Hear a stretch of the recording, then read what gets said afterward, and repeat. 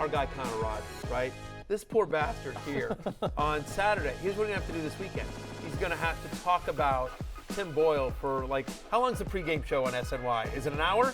Last week was 75 minutes. 75 minutes. So he's going to have to talk for, close to 2 hours about Tim Boyle. Pre-game. This guy. Pregame, and then after the game, it's 90 minutes. It's 90 minutes, and you're doing it on Friday, right? Yeah, which is the Black Friday game. A little peek behind the curtain. Black Friday is actually usually one of my favorite days of the year because it's one of the only days of the year during football season. There's nothing to do except watch college football, and you might be a little hungover for Thanksgiving. Not me, but some people. Right. I'll be in a suit, deeply analyzing Tim Boyle offense. Fantasy Football Happy Hour with Matthew Berry, served by Applebee's.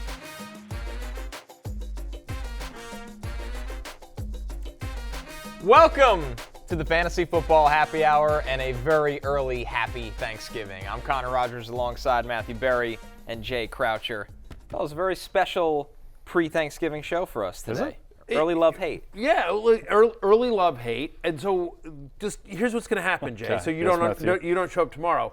We're taking Thanksgiving Day off. We're taking Thursday Thanksgiving Day off. We're taking Friday Thanksgiving off. I mean, you and I are this poor bastard again. I'll be working. Has to work and talk up Tim Boyle. And then Saturday we'll enjoy our normal day. Jay, you'll let your daughters dance on tables and whatever it is you guys do over there. And then we're back on Sunday for fantasy football pregame. We're going to focus today on the Thursday and Friday games, but we'll talk about everything. It's Love-Hate Day as well. And then we'll get into the Sunday slate, obviously Sunday morning, fantasy football pregames, 11 a.m. Eastern right here on Peacock and the NFL on NBC YouTube channel. But listen, I just want to say here very quickly, happy Thanksgiving to you, to everyone. Every show out there is going to be like, this is what I'm thankful for. And I feel like we should just be like, this is what I'm not thankful for. Yeah. And we just spend the next 60 minutes bitching about stuff. MVS. Yeah, exactly.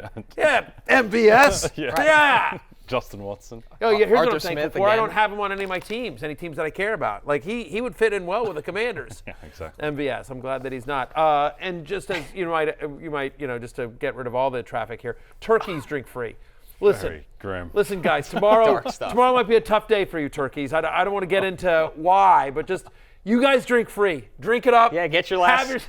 Have yourself a time today here at the Happy Hour Bar. All turkeys drink free. Gobble, gobble, glug, glug. Very macabre, that's the word.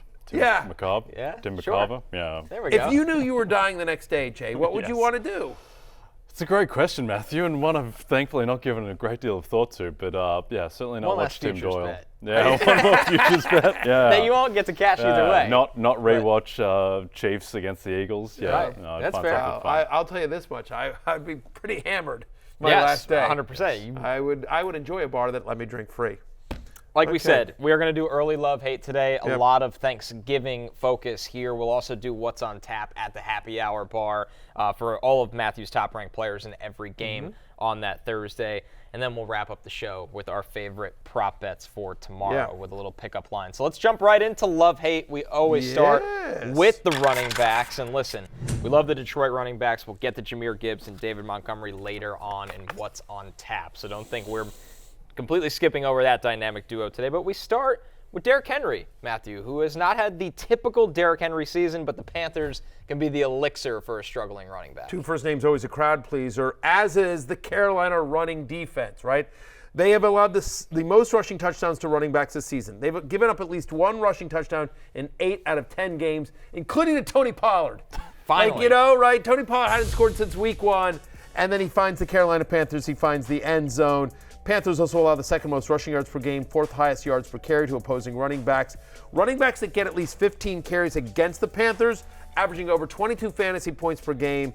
Derrick Henry should get 15 carries against the Panthers, especially with Will Levis showing up on the injury report yesterday as well. It's early in the week. Not really worried about it just yet, but still, Henry should be a focal point of this offense against Carolina. I'm at running back 8. I know it's been tough this year, but I'm in on Derrick Henry this week. Has been tough for King Henry's RB 16 on the season, which feels kind of dirty to say about such a legend. By the way, that's better than I would have thought because he's been so up and down. Yeah, he has been. And look, by PFF grade, he's the number 2 running back in football. I still think he's the same guy. I think he looks explosive to me. He looks like the same kind of physical marvel. It's just he's going into these stack boxes. There's just no space in the offense. And the problem for him has just been that Will Levis just, after a really bright start, has kind of come back to earth. But against the Carolina Panthers, who have the worst run defense in football, if there was ever a time for him to go crazy, it's this week. Their line's banged up as well. The Titans' line it was bad to start the season, and then it's gotten it's gotten hurt. So yeah, I'm with you, Connor. So anyway,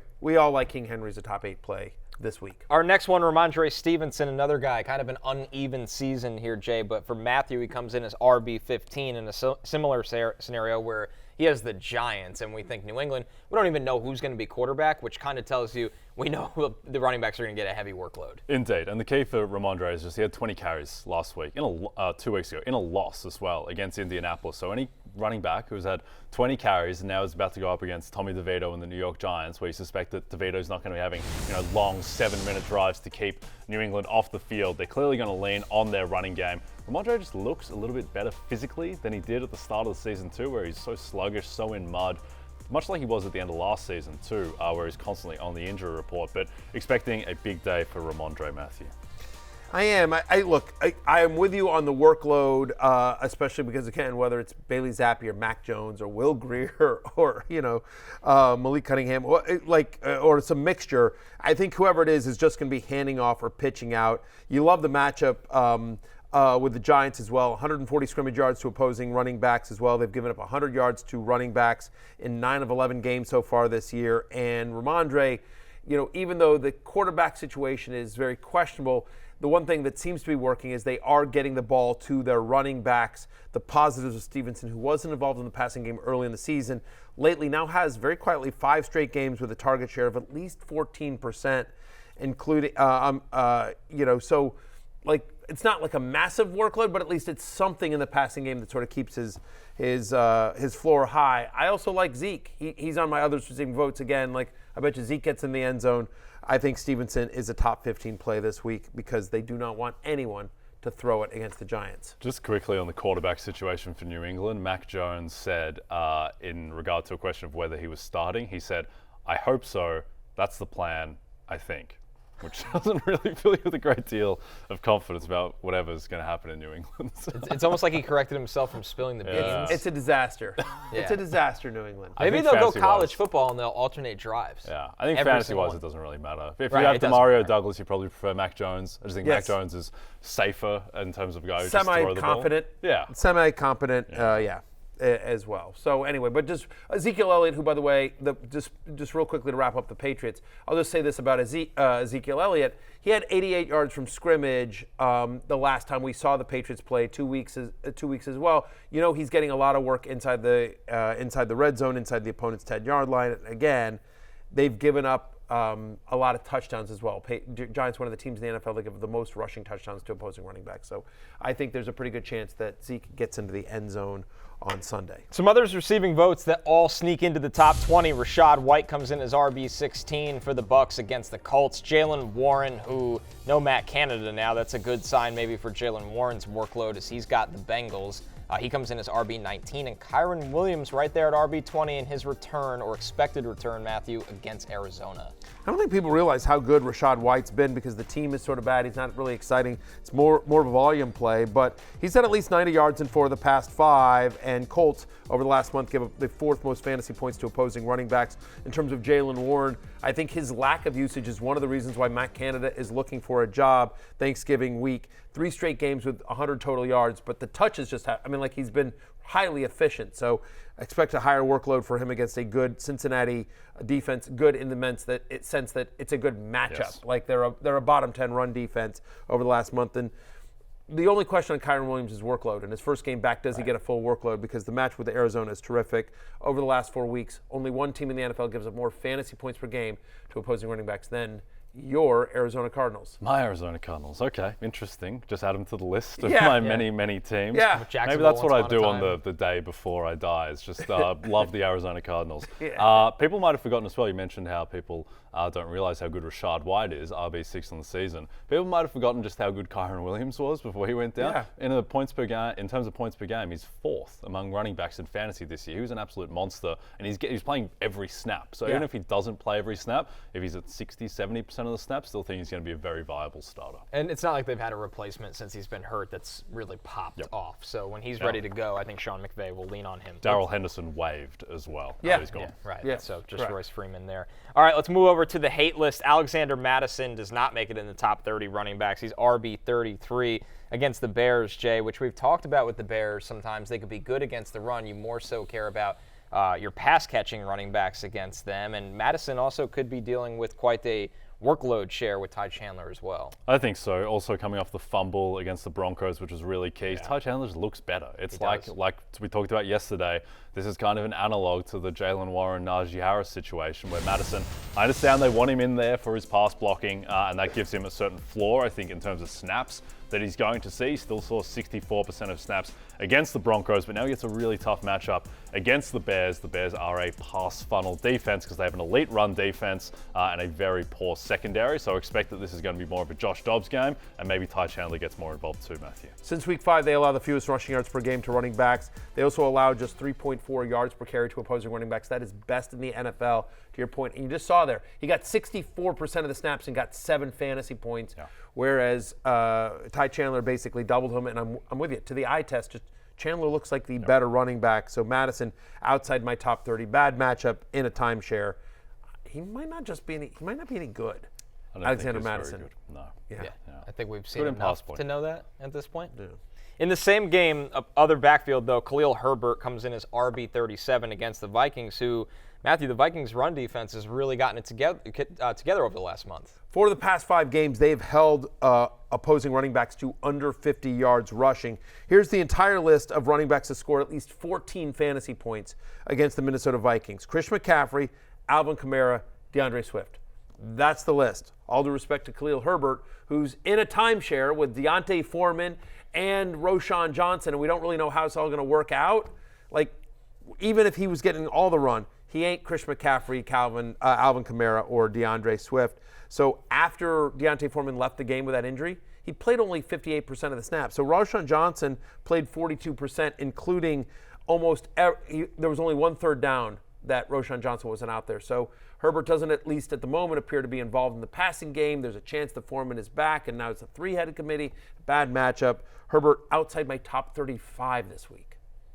All right, let's go over to the pass catchers for love, hate, and we start with Stefon Diggs, who comes in as wide receiver 4 against the Eagles. And Jay, quite simply, the Eagles secondary has been quite the bonanza for wide receivers in fantasy this year. Yeah, good use of the word bonanza. I believe that's the first time it's ever been said in the history of the show. I think so. It's a Thanksgiving type word. Yes. What a bonanza. Exactly. Okay, A spread. Don't know what that accent was. Anyway, moving on to Stefon Diggs. I think he's going to have a monster game against the Eagles. This Eagles secondary, they let Dak absolutely carve them up 2 games ago for them. Mahomes, if any of the receivers could catch a pass, he would have had a monster day. It's just not a very good secondary, and all the names are the same, but Darius Slay's not the same guy. They got old James fast. Bradbury's not the same guy. Roby in the slot is not very good, and I think the Bills are going to win this game. I think they're going to win this game flat out, and I think they're going to do it by throwing the ball. The Bills, they drop back to pass a ton. Diggs has had some really tough matchups lately. He had to go up against the Jets, who no one does well against, from the wide receiver position, and now I think they'll go out of their way to involve him, and I think it's their best path to victory as well. Yeah, under 35 receiving yards again, back-to-back games, as you mentioned, Connor. Like, the fact is that we expect, to your point, them to really try to focus it on Stefon Diggs. Wide receivers have seen at least 7 targets against the Eagles this year, averaging over 19 fantasy points per game. Diggs has at least 7 targets in every game this year but 1. So I have Diggs as a top 4. He's an obvious name. Everyone's starting him, but just because he's struggled the last couple of weeks, like, I wanted to say, like, not only are you starting him, but I actually am very optimistic on him. Wide receiver 4 for me this week. And I feel like he's a classic squeaky wheel player. Like, 2 bad Stefon Diggs games, and they're going to make an effort to get him fully back in. My big prediction for this week is that we no longer get a tweet from his brother after this week. Finally. Yeah. We've waited so long. Yeah. It'd be nice. All right, our next one. What do you do for, like, can I ask you a question? What are you planning to do for Thanksgiving? Because you never celebrated this as a kid in Australia, I assume, right? Yeah, so it's just. And your wife, I forget which country your wife Sweden. is. Sweden, right. Yeah. So I assume it's not a deal in Sweden either. No, it's not, but it is good. We like Thanksgiving. One of the favorite things about America. We go all in. We do the turkey and everything. Yeah. And we got 2 American daughters, so I've kind of adopted America as a third country effectively at this point. So yeah, we do turkey, we do everything. All right. With all the kids. Yeah. Okay. 40% of the family is American. Oh, there you go. We're trending towards. I mean, if we had another kid, all of a sudden, something tipped the balance. Yeah, pretty even fight. well, Well, you got the long weekend. Let's see what happens. Yeah, exactly. Look Yeah, at your why wife not? after the kids go down, Numero dishes are quattro. done. Yeah, why not? Yeah, let's do it. Listen, there's not a WNBA game on tonight, honey. Let's peacock and chill. Season's over. Yeah. Oh man, all right. Five Nights at Freddy's. Michael Whatever. Pittman time, I guess. Wide receiver 13 Come on against over the here. Bucks. Snuggle up, honey. See what happens. He's got the Bucks this week. He comes in as wide receiver 13. Before you hear Barry, I mean, despite Gardner Minshew still being out there, you're still high on Pittman because of this matchup against the Bucks. Tampa Bay allows 230 yards per game to wide receivers. That is the most in the NFL over the last 4 weeks. 6 of the 8 wide receivers to see at least 8 targets against the Bucks this year have scored at least 16 fantasy points. Oh, by the way, Michael Pittman averaging almost 10 targets per game. He's had at least 8 targets, our magic number, in 70% of his games. Gardner Minshew, look, find somebody who looks at you the way Gardner Minshew looks at Michael Pittman. You know, that maybe your wife will give you Michael Pittman eyes. Okay, I'll wear my Gardner Minshew jersey. Yeah, on Thanksgiving night.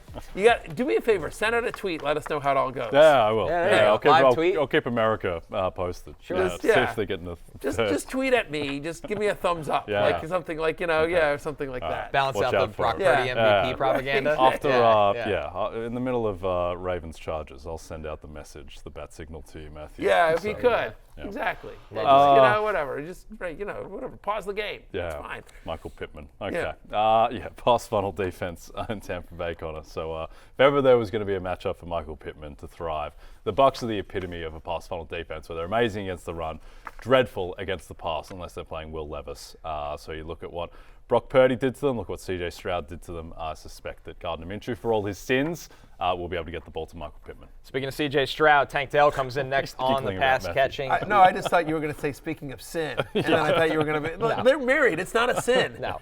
They're married. It's perfectly fine. You're not going to find me complaining. It's approved. It's approved. Yeah. It's a Stamp of approval from the big It's man. an important part of a healthy relationship. Yeah. Just ask me. Indeed. Dr. Matty. Dr. Matty. Yeah, I don't know if that one's going to stick. No, I wouldn't have thought so. There are many things you are, Matthew, but not a doctor. Of love or medicine. It's a much longer list of things that I'm not than there are things that I am. This is fair. My mom wanted me to be a doctor. Yeah? That was a disappointment. What a zigzag from that route. Yeah, instead. Yeah, exactly. Make-up fantasy football man. Yeah, no, I'm a fake football guy. Yeah. Helping lives. Yeah, in a very similar way. Yes, exactly. Tank Dell, very much a thing. Tank Dell. There you go. Dr. Dell. Massive target share over the last 3 games right now. I mean, this is CJ Stroud's guy. Some people over the summer said Tank Dell's going to be a thing, and for that, he's wide receiver 14 in a massive division matchup, Texans-Jaguars this weekend. He is, and we talked about this the other day. Like, over the last 3 weeks, he's a top 5 wide receiver in fantasy. Last 3 games, he's gotten at least 10 targets in 3 straights. Just a massive, massive target share, 30% to be exact, from one of the hottest quarterbacks in the NFL. In every game this year where he's seen at least 7 targets, he's averaging 24.6 fantasy points per game. He's scored in all 5 of those games. Worth noting, the Jags have allowed a touchdown to a wide receiver in every game this season, which includes 2 Tank Dell in week 3. I have Tank as a top 15 play this week. Yes, all aboard the Tank. Yep, this is actually, it's a massive game because this is very likely going to shape the AFC South because if Houston wins this, they get the tie break. They've got a 7-4. Houston's getting their games flexed at the moment. Texans Broncos, I believe next week, got flexed to 1 p.m. because they didn't want it to distract from the blockbuster Niners Eagles game. It's too good. Texans Broncos, think about that after week 2. Unbelievable scene. So good for the Texans. And I think people maybe still don't realize exactly how good Tank Dell is. Even with Nico Collins back, he is very much an elite wide receiver now. All right, our final pass catcher here, David Njoku, comes in as tight end 5 against those Broncos, Jay. And Njoku, when DTR plays, DTR stares at him. It's pretty much as simple as that. Yeah, and it makes sense. Young rookie quarterback, effectively just the safety blanket of Njoku, who is just about their best weapon outside of Amari Cooper at this point. Gets the matchup against the Broncos. You suspect that perhaps Surtain will go to Amari Cooper, so Njoku will be the target for DTR. 29% target share in the 2 games that DTR has played. I'm as a top 5 tight end this week. And the Broncos have been terrible against tight ends on top of that. They've allowed the most yards to tight ends this season. Tight ends that get at least 6 targets against Denver this year, averaging over 17 fantasy points per game. Pretty much everyone except TJ Hawkinson, who fell half a yard short of my same game parlay that I gave out on national television in front of 15 million people. But I'm not bitter about it. At least he didn't drop 2 catches on the final drive. I know. I put that on Twitter, and everyone was like, oh, it was good defense. I'm like, yes, it was good defense. Like, Simmons played him well, but still, you're not only a professional tight end, but you are one of the highest paid, most elite at the position on a drive your team needs to have. Come down with those balls. Yeah. That's a catch you need to make. That's same thing. Yeah. Like that's the kind of Kelsey had that kind of a drop. MVS had that kind of a drop. I mean, Justin Watson had that kind of a drop a couple times. But it's funny what sports betting does to us because we would not care at all about that unless he hadn't gone under. Angry humans. I'm a degeneraate. Yeah, I'm a total degenerate. Some other pass catchers receiving votes. That's gonna be my Thanksgiving. Yeah. It's just yelling at drops. But yeah, just like my in-laws screaming at Dontavian Wicks. Yes, exactly. Hey, come on, one more carry for Brian Robinson. What are we doing? Yeah.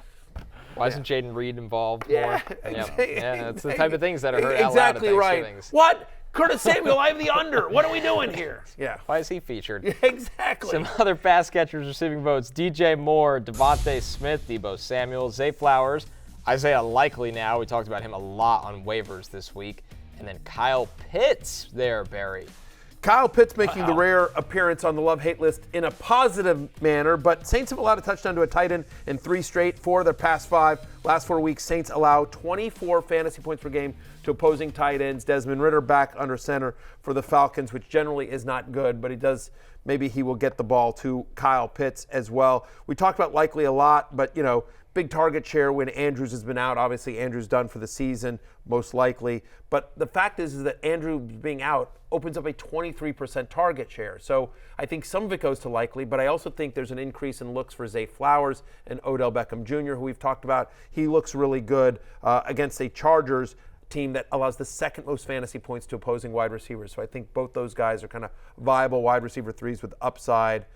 DJ Moore and DeVonta Smith I have as both top 20 plays in games that should be high scoring and good matchups. We talked about the Vikings. That's a pass funnel defense. Yep. And with DeVonta Smith, I think the only concern for him was just what was going on above his shoulders, where it seemed like he was really in his own head, particularly after the Jets game with those drops. Now he's all the way back. I mean, he's had the defining catch of the Eagles season to date, that big catch against Kansas City. And with Goddard out as well, now it's just 2 guys. It's just A.J. Brown, DeVonta Smith, and they get a pretty suspect Bills defense.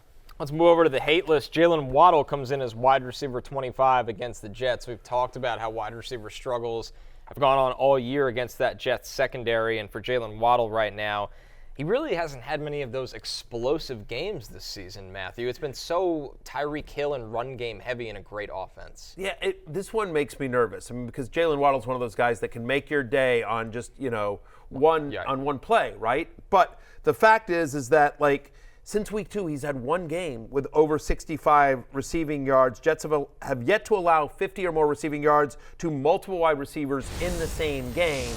And we obviously expect Tyreek Hill to get there. Jets, by the way, have only given up 2 touchdowns to wide receivers this season. We expect Tim Boyle to really struggle. I think you could see a short field. I think you could see a defensive touchdown or 2 for the Dolphins. They may not need to throw nearly as much against the Jets. And so I could see, again, defensive touchdowns, running, trying to get the run game established as well with Mostert. Maybe you see some Jeff Wilson Jr. because they're not ready to commit to Devon Achane just yet. So, Jaylen Waddle outside my top 20 this week. Yeah, that's a really interesting game. And to just show how much the market believes in the Jets' cornerbacks in particular and how they shut down wide receivers, Tyreek Hill's receiving prop, and there's no weather on Friday. There's no wind. There's no rain. Tyreek Hill's receiving prop is 76.5. He's usually in the mid-90s. Yep. Right. And Jaylen Waddle as well, he's 58.5. Do you think, Connor, that the Jets defense might have kind of reached its breaking point because Sauce gave up that big touchdown, big run on the weekend? Do you think that maybe it's just gotten too much? You see them gamble. That's what you saw on tape, is that they know they have to take a chance to get the ball back for a turnover. C.J. Mosley tried to punch out a pass to Stefon Diggs that changed the game. He missed that. That play with Sauce, he was in cover 3. He came away from his deep third to try to jump the pass. Really, the safety in the middle should pick up the wide receiver. But when you see a corner leaving his part of his own coverage, it tells you he's freelancing. And I get it. They get nothing from their offense. And if you're thinking of it from a fantasy perspective, then it does give you a little bit more hope for the opposition than we had the first couple weeks of the season. Yep. And look, it's going to be a game script where they're almost certainly not going to have to pass that much, the Dolphins, but also, I mean, they're going to have the ball a lot because the tip ball is going to be going 3 and now. This is the one that could easily just blow up in my face because you could, again, Waddle, all he needs is one. Right. They try to make a punch and they miss, and boom, he's off to the races because he's got that kind of speed. So I'm nervous about it, but you got to make a call, and I do think that, I'm ranked outside my top 20 in a week where everyone's healthy, and that just the production hasn't been there for Jaylen Waddle the way we thought at the beginning of the year. Yeah, he's been banged up all year as well. If you were afraid to make a call, you'd be a doctor instead. But that's why we have you here. Wow. It's factually correct. Right. Shots at doctors. Yeah. Unbelievable. No, look, You think this is easy? It's definitely not easy. I don't think you guys understand because, I have to come here and I have to get here early enough to put on makeup. I don't put on my own makeup, but I have to wear makeup and I have to change whatever ratty thing I've walked in, into an outfit that they picked out for me. Yeah. And then, I have to have at least 30 seconds to glance at my notes before I, I don't think people understand just the trials and tribulations I go through. Lives are on the line every day. 1,000%. To deliver the Thanksgiving content. Yeah. Yes. All right. Exactly. Amari Cooper, our next pass catcher here, wide receiver 37 against the Broncos. And I think with this one, Matthew. Yeah. I mean, there's just only so much a young quarterback in DTR can do. We always call Amari Cooper kind of situation-proof, but maybe this is the one that he can't overcome. Well, we talked about, look, we expect them to be run heavy. Expect this to be a low-scoring game, obviously, because the Browns' defense is so good. And then we just talked up David Njoku. That's who, again, we have small sample size with Dorian Thompson-Robinson, so you have to just go on whatever it is we have. But the fact of the matter is that what little passing the Browns will be able to do, I think, will go to Njoku, because this is a tough matchup for wide receivers. Amari Cooper, in the 2 games that DTR has started, has 10 total fantasy points. 10 points is bad in one game, but now he's got 2. Yeah. That means Amari Cooper is averaging 5 points per game in the 2 games that DTR has started. I did that math in my head. Once again, I don't like to show off, but just I'm thankful for having a steel trap of the mind. Again, 2 games, 10 total points. That means 5 points a game. We're looking for more from that from Amari Cooper. And oh, by the way, over the last 4 weeks, no team in the NFL allows fewer fantasy points per game to opposing wide receivers than the Denver Broncos. They haven't allowed a touchdown to a wide receiver since week 7. Amari Cooper outside my top 35 this week, Jay Croucher. Yeah, it's tough. And DTR, I mean, it was a great story that he won that game against Steelers. It's not like he played very well. He didn't. And he didn't use his legs as much as expected. Yeah, that was a Myles Garrett. That was a defense game. Now, DTR, he did come through on that last drive. Maybe he gets confidence from that. Another week, maybe he's better. Also, Kareem Jackson will be out for the Broncos, suspended for 4 games. His replacement, and I've never said this name out loud, but his replacement is Delaron Turner-Yell. Which is a fantastic name, but I don't think he's a great player. But in any case, DTR, maybe he will get better, but I think we need to see it before we can start Amari Cooper with confidence. Understand that DTR leading that drive and winning that game for the Browns is what got Mike Canada fired. Yes. Even though he's not the defense, he's the offense coordinator, but still, just they weren't able to generate enough points, and just that loss was so bad that they were like, okay, someone's got to go. And one note to piggyback here, I mean, Surtain will probably travel with Cooper, which gives you even less confidence. If you're a young quarterback, why are you going to throw towards Surtain? All right, our last pass catcher on the hate list, Chris Godwin, right in front of Amari Cooper. He's wide receiver 36 against the Colts here, Jay, and Godwin's had a stretch right now that we haven't really seen from him throughout his very successful and consistent career. I mean, he's getting the targets. There's just no explosiveness, and it's a Mike Evans offense at the moment. The Colts are decent against the slot as well, where Godwin so frequently lines up. So I think you can do much better. You can just get much more upside than Chris Godwin. Yeah, I mean, you talk about Surtain traveling with Amari Cooper. Kenny Moore is going to travel with Godwin, one of the best in the NFL. Their slot corner for the Colts. 4 straight games with below 55 receiving yards for Chris Godwin. Hard to see him, breaking that streak and snapping out of this against Kenny Moore. He's outside my top 35 this week. All right, let's jump into love-hate with the quarterbacks here. And we will start with Lamar Jackson, QB1. I believe Lamar Jackson was QB1 for you last week too, Matthew. He didn't finish his QB1, but he had a very, very good game, and I expect that to continue as well. 7 of the 10 quarterbacks that have faced the Chargers have scored 20 or more fantasy points. Here's the 3 that didn't score at least 20 fantasy points. T-Bag, Tyson Bagent, Aiden O'Connell, and Zach Wilson.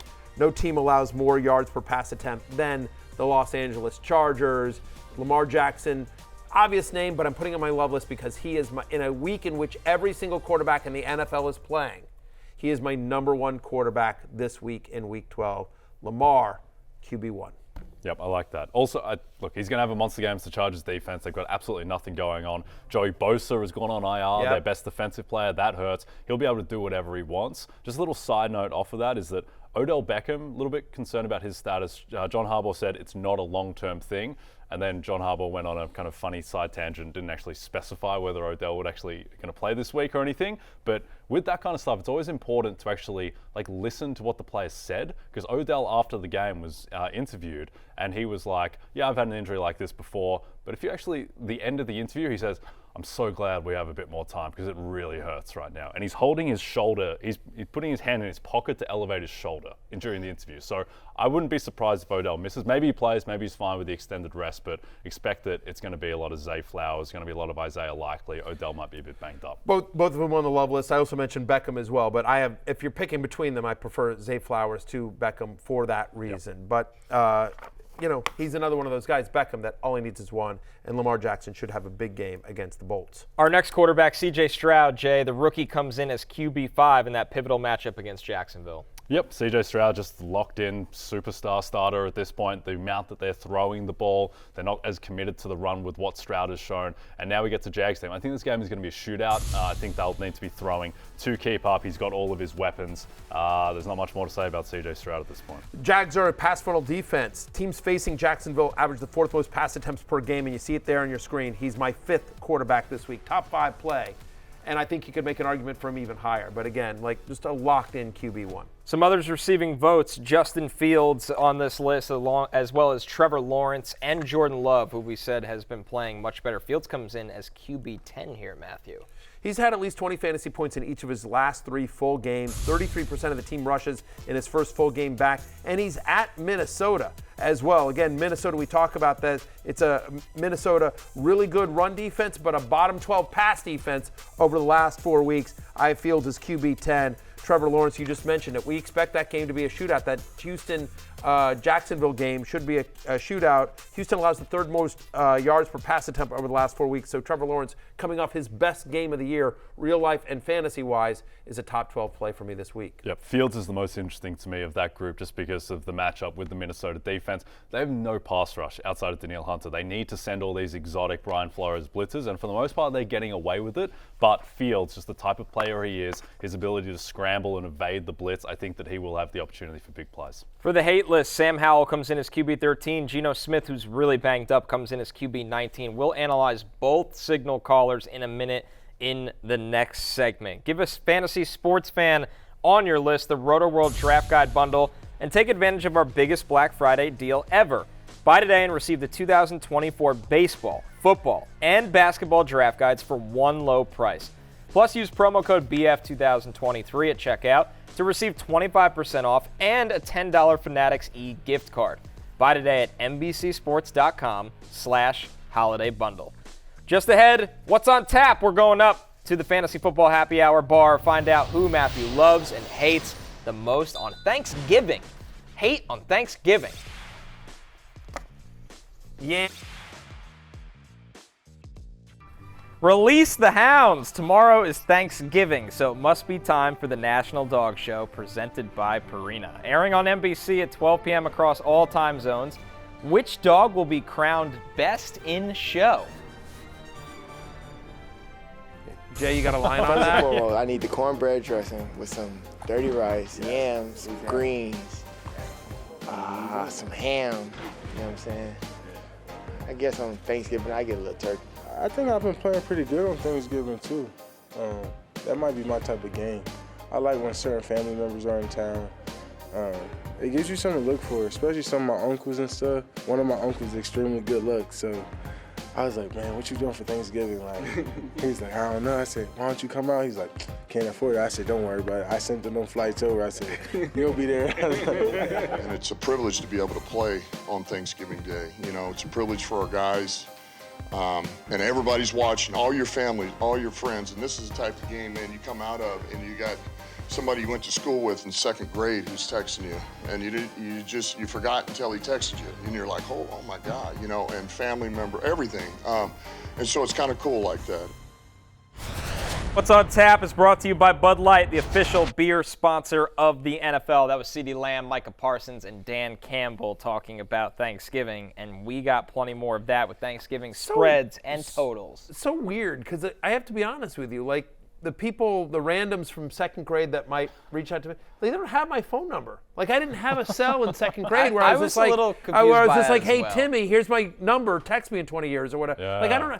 What do you mean people who knew you in 2nd grade, Dan Campbell, suddenly have Dan Campbell's cell phone? I'm not sure Dan Campbell can win Coach of the Year after that. That's a real big mishap. I'm not sure what he's talking about there. Just a weird. Someone needs to probe on that. It's a weird comment. I'm just saying. Like, you know, I understand people coming out of the woodwork. That happens to me all the time, but it's older than 2nd grade. And it's probably on Facebook. That's where the olds reside. That's 100%. I got a lot of the old high school messages. Oh, remember when, you know, that kind of stuff, and like, you know, whatever. Like, right.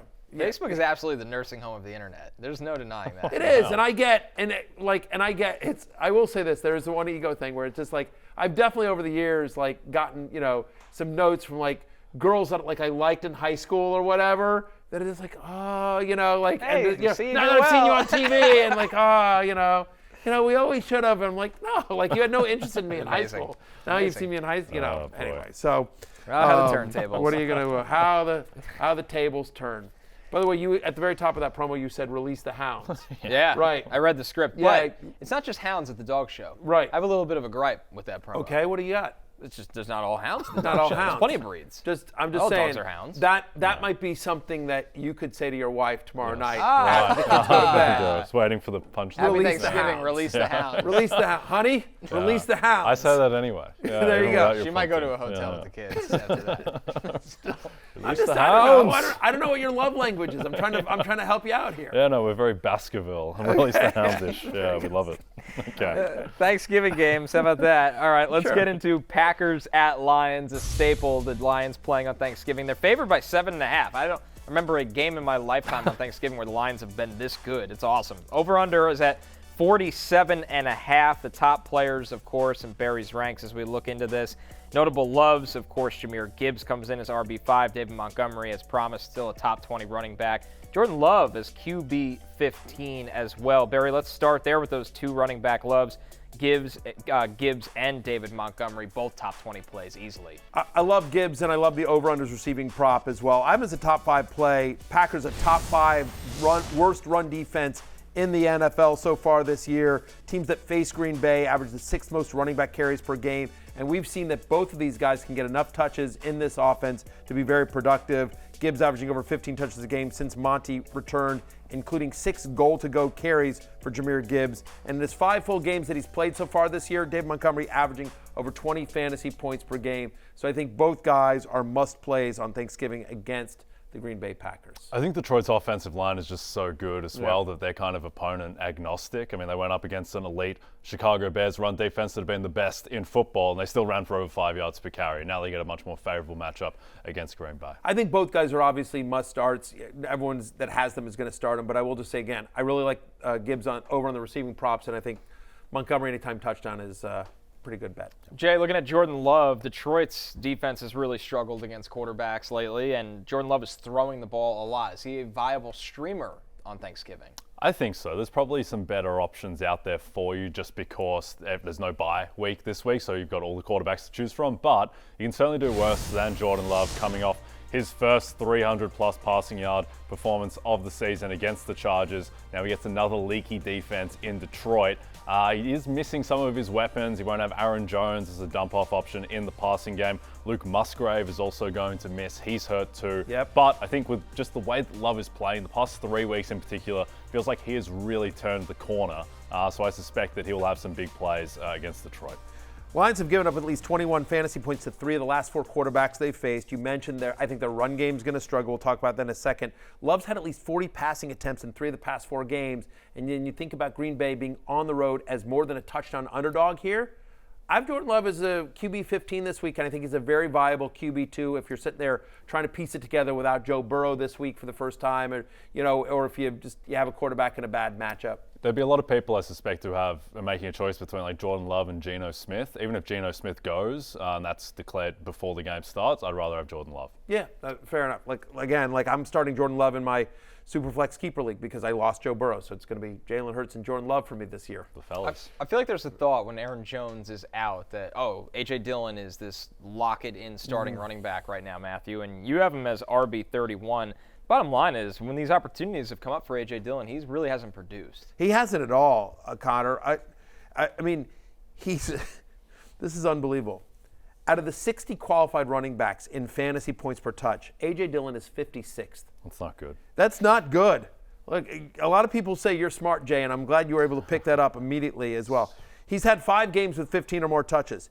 He's averaging 9.6 fantasy points per game. In games in which he's getting a big workload, 15 or more touches, he's averaging single-digit fantasy points as well. And it's not a good matchup against the Lions, as no running back has had more than 60-70 rushing yards in a game against the Lions. They're top 5 in terms of rushing yards per game and yards per carry allowed to opposing running backs. He's been bad. Like, if you have to start him, I guess you're hoping he falls into the end zone. But again, we think this is a Jordan Love, Jaden Reed, Romeo Dobbs, maybe Christian Watson gets deep for one as well. But A.J. Dillon just outside my top 30 this week. All right, let's move over to Commanders-Cowboys. The Cowboys favored by a whopping 11 points against your Commanders here, Barry. It's up to 12.5. Oh, it's flying. By the way, everyone is just like America knows. America knows. America's seen it. Like when you get housed by Tommy DeVito, and now you've got to go on the road to face a red hot Dak Prescott and the Cowboys. This could get ugly quick. And the over-under as well has been on the rise. That's at 49 right now. So obviously points expected in this Thanksgiving game. Dak comes in as QB2. So Barry, I think it's pretty safe to say you're expecting this passing offense to stay hot. Dak's my number 2 quarterback in fantasy this week. Commanders have allowed the most touchdown passes in the league this year. Dak's been absolutely fantastic. And one of the guys that are helping him out, my guy 8, CeeDee Lamb, is my number 1 wide receiver in fantasy this week as well. Since week 6, he's been the best wide receiver in fantasy. He's just been absolutely fantastic. That should continue against my Commanders. And how about Jake Ferguson as a top 10 play this week? He's scored in 3 of the past 4. Dak Prescott's got a good shot at 3 touchdowns in this one as well. The only concern here is there a defensive score? Does Micah Parsons strip Sam Howell and run one in? You can certainly see that. But it's Thanksgiving. It's Cowboys, Commanders. They don't like each other. I wouldn't be surprised if Jera wants to run up the score. Yeah. CeeDee Lamb as well. Even though he appeared on the injury report, he's got little niggles, he's going to play anyway. He should be fine. He's set at 89.5 receiving yards on DraftKings. For context, that's 13 yards higher than Tyreek Hill. Right. This week, we don't have the full slate of props yet, but I would imagine that's going to be the highest on the board, so he justifies being wide receiver 1. Commanders also have allowed 100 rushing yards to running backs in 2 of the past 3 games. They're allowing over 5 yards per carry over the last 3 weeks as well. I have Tony Pollard as a top 10 play. Again, I think they'll get in close, and I think they'll score. Yeah. I do have a weird thing for you, though. Tell me if you agree with this, Jay. Yeah. Here's what I would do. We're seeing the line continues to go. It's 12.5. I wouldn't be surprised if it closes at 13, 13.5. Yeah. People continue. I think the Commanders cover. Yeah, I think they backdoor cover in this one as well. Dallas, if you go back and look at the betting history, Dallas never covers on Thanksgiving. Well, it's the weirdest thing in the world. I think we might have had a big position on Dallas against the Giants last Thanksgiving, minus 8.5, and then Daniel Jones scored with 5 seconds left to get the backdoor cover. So, look, Sam Howell was designed in a lab for backdoor covers. He's great. He's fantastic against the prevent defense. For 100 times. Yeah, just when he doesn't have to deal with Micah Parsons and DeMarcus Lawrence coming through his head, I'm sure it'd be great. Yeah, I'm telling you, I think it is not a close game at all. I think they kill them, but I do think in the fourth quarter when Cooper Rush is in there, I think the Commanders backdoor cover, and I would wait to bet this because I think the line is going to continue to rise up until kickoff. So that kind of leads to the next question from this game from a fantasy perspective, Jay. Do you bench Sam Howell this week? He's been great in fantasy all year. For Matthew, he comes in as QB 13, so he's right on the outside, kind of looking in right there. Or do you believe in the garbage time? But that's the lowest I've had him in a long, long time because he's been in the top 8 whether before. He's been a top 5 fantasy quarterback all year, basically. I mean, the guy's flirting. I'm not sure if he still leads the league in passing yards. He's right there at the top of the list, and he will, I think. I mean, being a 12.5-point dog, I do think that he will be throwing in the second half, and he will be throwing against what should be a pretty soft defense at that time if the Cowboys are up big. I do worry for him just getting through this game, honestly, with Micah Parsons and DeMarcus Lawrence coming at him, so that is a little bit of a concern. But I think that with what they've done with just giving him more protection, going more two wide receiver where it's just McLaurin and Dotson, suspect that he will be viable as a starter, but it is a little bit concerning, the matchup. You see that screen right there that shows you how the fewest passing yards allowed this season. Only the Browns have allowed fewer per game than the Dallas Cowboys. They lead the NFL in pressure rate, led by Lawrence and Parsons, of course. And when Howell has been pressured this year, he has a league-high 9 interceptions. He is bottom 12 in terms of passer rating when pressured. I think he will be under pressure. I think if you feel better if your league doesn't count interceptions because this could get ugly. And I'm with you. We may see Jacoby Brissett, but so I think it just depends on what you have because I do think he'll be running for his life. He is mobile. He did earn the job this year based on what he did against Dallas last year in the last game of the season. So I'm a QB 13. He's high in QB 2, very low in QB 1. He made my hate list because, again, this is the lowest I've seen him. This is the lowest I've had him all year. Yeah, and credit to Sam Howell as well. He's going to set the record for all-time sacks in a season. He's never been injured. So he's clearly pretty tough, and his body's pretty resilient. Our final Thanksgiving game, the Niners are favored by 7 points going to Seattle. The over-under is set at 44 in this one. We know Geno Smith is banged up in this game right now, Matthew. He comes in as QB 19 for you. Clearly, there's some significant concern. Right. I mean, so not 100% healthy. And the Seahawks implied team total this week, 18 points. Well, when the Seahawks score less than 28 points, Geno's averaging just 10 fantasy points per game as well. Niners allow only 5.7 yards per pass attempt since their bye week. They've cleaned up their defense quite a bit. Geno comes in at QB 19 for me. Like, I'd rather Jordan Love than Geno, as you were saying. Like, I think there's real concerns about Geno Smith if he even plays in this one. How about Zach Charbonnet, Jay? We get to see Charbonnet really get to – the snap count's been going up, but now Kenneth Walker is hurt, so a huge workload on tap potentially. For Charbonnet in a tough matchup. Yeah, it is a tough matchup. You would expect, though, that he will get some passing game work, which will mitigate the fact that, they're likely going to be down. They're going up against a really good run defense in San Francisco. But, I expect he's going to have to rely on screens. And I'm with you. With Geno, I mean, this is just a terrible matchup. I mean, the Niners are a bad matchup for everyone, but the weakness of Seattle is their offensive line. I think back to their matchups last year, particularly the Week 15 game in primetime where Geno was just under siege from Nick Bosa. Now he's got to deal with Chase Young as well. Eric Armstead, who had 12 pressures last week against the Bucs. It's Eric Armstead. He's the third guy on the line. He had 12 pressures. It's insane. So I think Geno's in big trouble, if he even plays. And he says it's up to coach whether he plays. Exactly. So, but I think what's going to happen is they're going to try to run the ball quite a bit and they're going to dump it off, but it's only going to be Zach Charbonnet. We're not expecting Ken Walker to play in this game, and so Charbonnet, who has 5 or more targets in consecutive games, that was with Ken Walker out there, should be in for a heavy workload. I don't know how much success he'll have on the ground, but I do think as part of the passing game and just in terms of pure volume, as the Seahawks averaged basically 25 running back touches per game, volume should get Charbonnet there as well. He comes in at running back 24 for me, so he's a high-end flex. I will say I kind of like Zach Charbonnet anytime touchdown as a bet. They run when they get in close quite a bit, and again, with Geno less than 100%, you could see Charbonnet getting into the end zone. Other side of the ball, very quickly, look, you're starting all your obvious guys. You're starting McCaffrey. You're starting Kittle. You're starting Brandon Ayuk. I just want to mention 2 quick things. I have Brock Purdy at QB7. Again, probably the highest I've had him all season as well. His last 4 games, he's averaging 316 passing yards per game. Yeah. He's just been absolutely on fire since Debo came back. And speaking of Debo, this is kind of a gut call because, he hasn't been great. He hasn't been Debo-like with all the other guys out there crushing. But for whatever reason, he just always seems to kill Seattle, including the playoffs. In his last 3 games against the Seahawks, he's averaging 140 yards from scrimmage. I feel like they need to get Debo going. Friend of the podcast, Debo Samuel as well. So, again, a little bit of a gut call here, but I'm at wide receiver 19 because the target share hasn't been there, but I feel like this is a game where they try to get Debo going. That'll do it for What's on Tap, presented by Bud Light. Easy to Sunday, easy to enjoy Thanksgiving edition. Get your weekdays started with Bet the Edge. Join Jay and Drew Dinsick as they tackle the biggest games from every angle in the NFL, NBA, and more.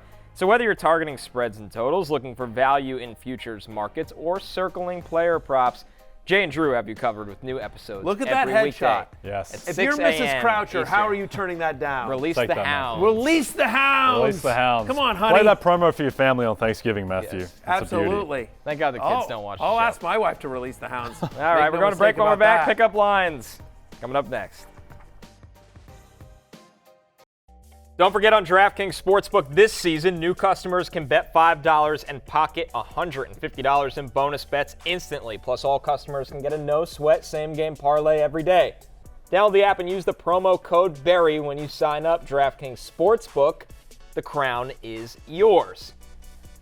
It's that time of the week. Jay and I got pickup lines for Matthew, a little holiday edition. Jay, we'll start with you. Okay, well, I'm going with Jordan Love over 228.5 passing yards. Matthew is averaging 267. His pass for, you noted this, he's had at least 40 pass attempts in 3 of his last 4 games. He has turned the corner as a player. He's an explosive deep ball thrower as well. That is where Detroit gets burned. Not sure if you saw DeVonta Adams get open against them in that Monday Night Football game.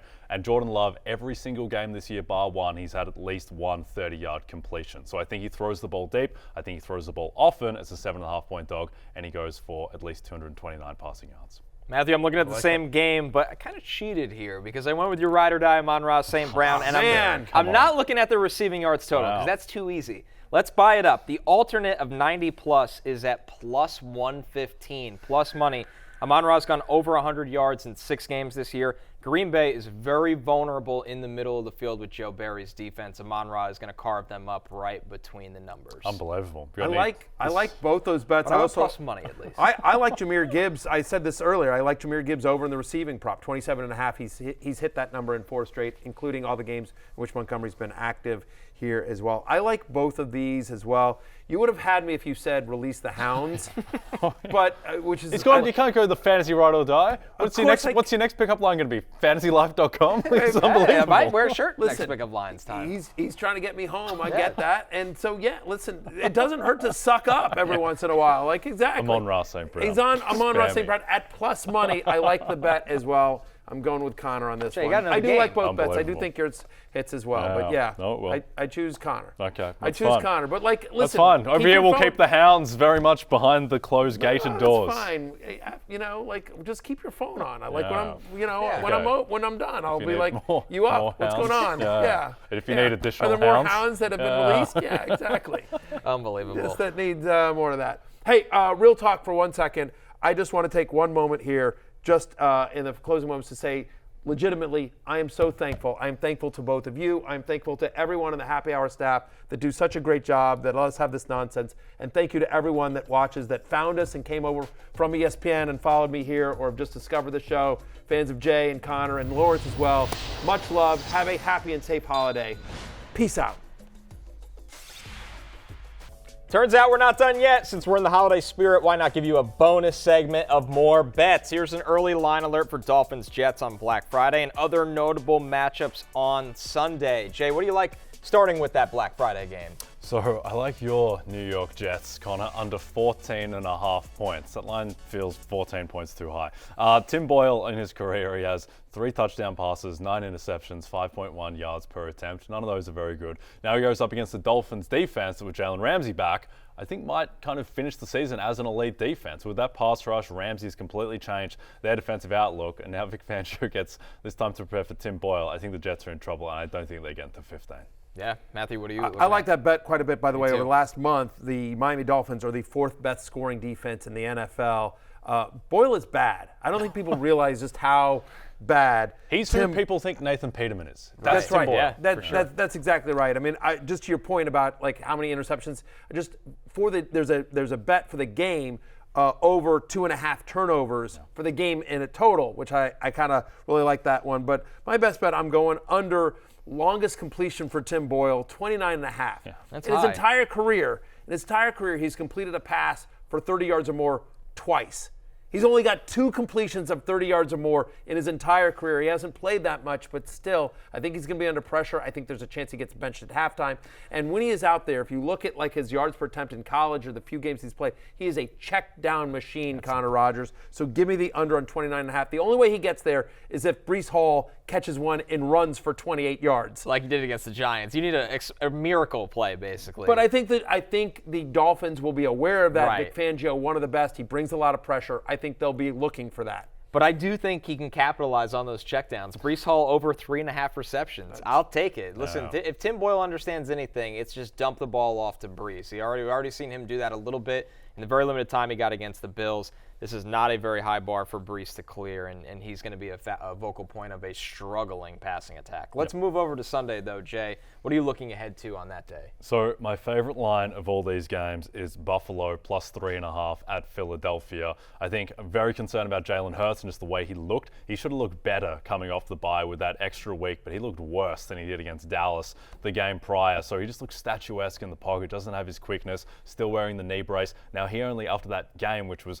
so physical, so intense, he only gets 6 days, and now Josh Allen is coming into town. Allen, I think, really turned things around against the Jets. That offense looks explosive. Now they go up against a leaky Eagles pass defense. Here's the other thing. Eagles can't keep getting away with this. They cannot keep getting away with this. They should have lost to Dallas from 1st and 5 of the 6. They should have lost to Kansas City by double digits. They should have lost to the Commanders if they'd gone for 2. They could have lost the second Commanders game as well. And they've gotten through in other games too. So I think that finally the reckoning is coming and Josh Allen gets it done. Bills need this game for the playoffs. If they lose this, they go to 6-6. They're in huge trouble. I think that they play like their season is on the line, and the Eagles have a bit of a letdown after that Monday night game. I like that call quite a bit. I like that bet.